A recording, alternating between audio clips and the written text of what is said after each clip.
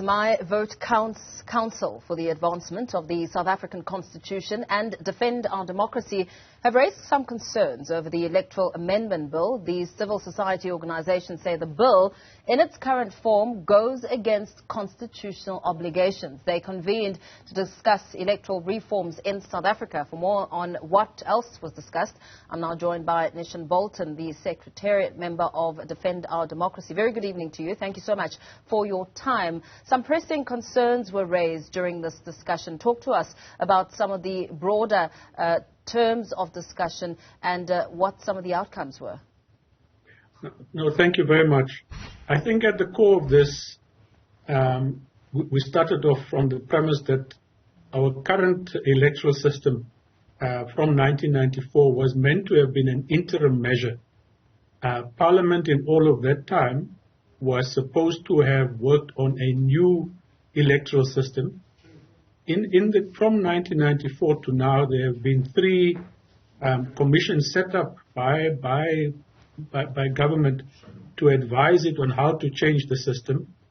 And on all three occasions, it has rejected the recommendations to change it to a constituency-based system, which would also include element of voting for parties as we currently have. The crux of the problem is that today we don't vote for individuals in defined areas. We vote for political parties who then decide who they must put into parliament. And at the end of the day, the accountability of those parliamentarians is to their political party and not to the voters of South Africa. And as you've seen over the last 27 years, these parliamentarians then don't speak their mind, they don't represent their constituencies, and would then tend to just obey party lines, even if the issues such as in Kandla and many others were grossly, were just wrong in the eyes of the general public, but for their own continuity in Parliament, they would have gone along with what the caucus decision was or the instructions were. And this has eroded our democracy to the point that the vast majority of people who could have voted in the last two elections, in fact, chose not to do that. And this is the biggest worry that many of us who gathered in Braamfontein yesterday expressed concern about, because that kind of trend erodes democracy, erodes trust, and ultimately means that people will want to find other ways of expressing their political aspirations and grievances outside of a democratic system. And that is certainly not where we think the country needs to go to. And that brings us perhaps to a broader discussion on the role of independent candidates and, of course, what could be barring them from contesting in the 2024 elections, and perhaps what sort of pressure is needed by citizens to place on MPs. Well, the current bill in Parliament is as a result of a Constitutional Court ruling to amend the Electoral Act to enable independents to stand. And what Parliament has done is to choose an option of changing the electoral system, which disadvantages independents from standing in these elections on an equal footing. So if they were to stand in Gauteng, they would have to stand across the whole province as independents. And it requires a higher threshold of support to firstly register as an independent candidate. And should an independent candidate get 300,000-400,000 votes, but they only need 30 or 50 or 60,000 votes to get a seat, the rest of their votes then are wasted or get allocated to the big political parties. And fundamentally, we think that is an injustice and is unconstitutional. But it also doesn't resolve the problem, the fundamental problem of accountability to voters in defined areas, which has all other kinds of democratic benefits, which our democracy sorely needs at this point in time. And hence the gathering that took place in Braamfontein yesterday resolved to make its own submissions to this new window of opportunity to Parliament, as well as to go on a national campaign to talk to South Africans about why change is needed to our electoral system. And in the first place, we are going to be calling on parliamentarians to come and explain this new law that they want to force through Parliament, which has no precedent in any other parts of the world, completely untested, unproven, and now being forced onto South Africans simply because it's expedient to keep the current system in place while making symbolic changes to accommodate independence, although not fully in terms of what was intended.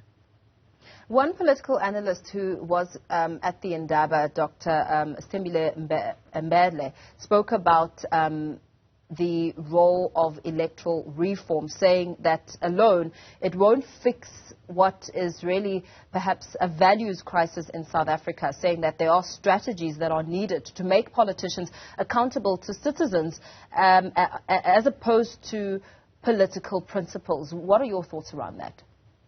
She's absolutely correct. But what this does is that it has a greater chance of bringing about a better quality of parliamentarian. If parliamentarians know that they have to represent their constituencies, and their constituencies are over time ones that are much more educated in terms of citizens' education and democratic education, then it is likely that people in those constituencies would want to vote for parliamentarians who reflect the right kind of ethics and integrity, but who will also be wanting to be accountable back to those constituencies on the issues that affect them, and will be more than willing to go and champion those within the systems of government. So, for example, if you had parliamentarians who resided within the areas where all of our rail infrastructure that is so broken down today, and they had to be accountable to those communities, they would be seized with that issue daily, day and night, until those issues were resolved.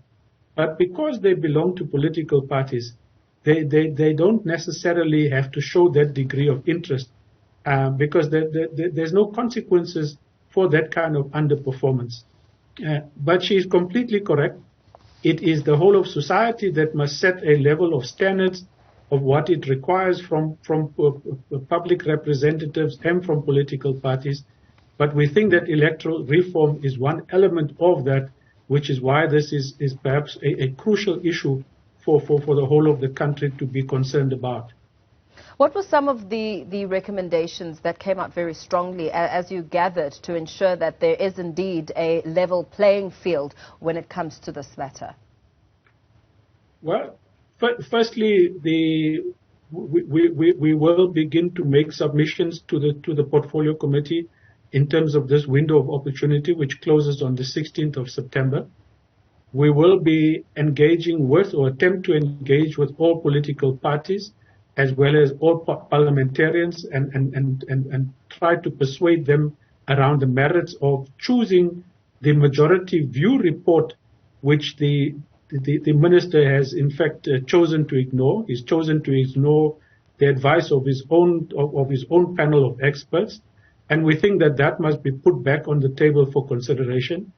Then, lastly, we will make our concerns known to the president, who ultimately has to sign this bill into law, failing which many in civil society are looking at legal options to then challenge the constitutionality of a bill or an act that we think might not meet the constitutional requirements or the intentions of the Constitutional Court at the time. We certainly hope that is not where this will land up, because holding elections within the time frames is something that both the IEC stressed and I think South Africans cherish.